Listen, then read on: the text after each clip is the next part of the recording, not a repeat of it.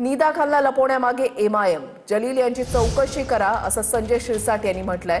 नीदा खानच्या अटकेनंतर शिरसाट यांनी जलील यांच्यावर आरोप केलाय। नीदा खान मुंबई ठाण्यामध्ये न जाता छत्रपती संभाजीनगरलाच कशी येते असा सवाल त्यांनी उपस्थित केलाय। मास्टरमाइंड समोर यायला हवा, शिरसाटांकडून एसआयटी चौकशीची मागणी करण्यात आली आहे। काल ती पकडली गेली एकटी होती का? नाही, तिची आई पण होती, तिची मावशी पण होती। या 3 जणी तिथे थांबत होत्या, थांबलेल्या होत्या आणि अत्यंत मध्यमवर्गीय लोक त्या ठिकाणी राहतात। कचरा वेचणारे, लोखंड स्क्रॅप विकणारे, दारूच्या हातभट्ट्या चालवणारे, गांजा विकणारे, असा एक मोठा गट त्या ठिकाणी कार्यरत आहे। म्हणजे नशेखोराचं जे काही केंद्र आहे ते नारेगाव आहे।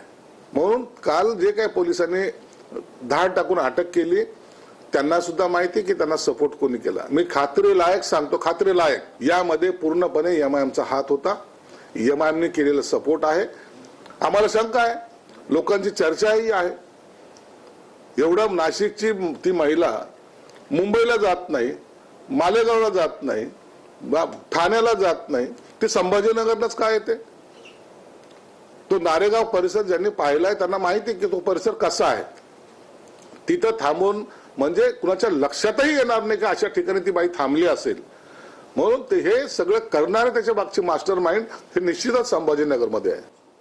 कालचं प्रकरणही त्याच पद्धतीचं होतं। आता तिला पकडले गेलेले आहे, तिच्याकडून अनेक माहिती समोर तर येणारच आहे। परंतु तुमच्या माध्यमातून सुद्धा मी मुख्यमंत्री साहेबाला सुद्धा भेटणार पण आहे। याची एसआयटी चौकशी झाली पाहिजे आणि याच्यातले मास्टर माइंड या मोहऱ्यांचा सोडून द्या, हे मोहरे ते भेटून जातील, पण मास्टर माइंड कोण आहे तो समोर आला पाहिजे, अशी मागणी मी मुख्यमंत्री साहेबांकडे करणार आहे। मला वाटतं या प्रकरणाचे धागे दोरे हे फार लांबवर गेलेले असतात। बलात्काराचे प्रयत्न, धर्मांतराचे प्रयत्न, फसवणुकीचे प्रयत्न आणि सगळ्यात मोठा नशेखोरीचा प्रयत्न सुद्धा या माध्यमातून केला जातोय। आणि म्हणून मी तुमच्या माध्यमातून पुन्हा एकदा विनंती करतो की हा एमआयएमचा इम्तियाज जलील आणि त्यांच्या बरोबर असलेली इतर जे आहेत त्यांना सुद्धा या चौकशीतून त्यांची चौकशी झाली पाहिजे आणि या चौकशीतून निश्चितच मोठं षडयंत्र महाराष्ट्राला